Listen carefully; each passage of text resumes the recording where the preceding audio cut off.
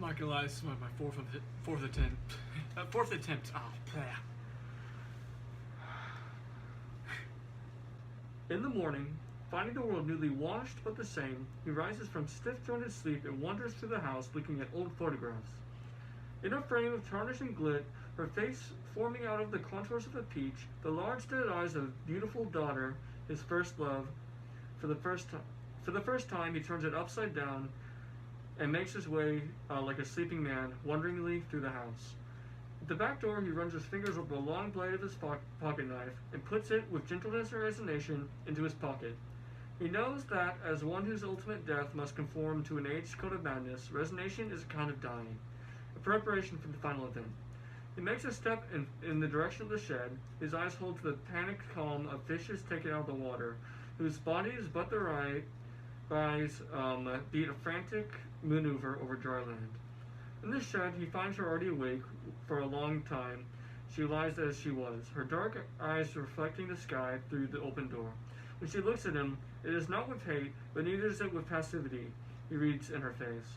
Gone is the silent waiting of yesterday, and except for the blood, she is strong-looking, and the damp black hair trailing loose along the dirt floor excites him, and the terror she has felt the night is nothing to what she reads now with his wide-stretched eyes.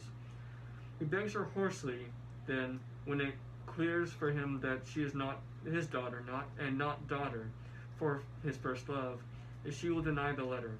The paper she will deny, the paper eaten and the ink drunk, the world never wrung from the air. Her mouth curls into daughter's own hilarity. She says quietly, no, with simplicity, a shrug, finality, no. Her slow, tortured rising is a strong advance, and scarcely bothering to look at him. She reflects him silently, piteously, with her black pond eyes. Going, she says, as if already there, and his heart buckles. He can only strike her with his fist and send her sprawling once more into the dirt.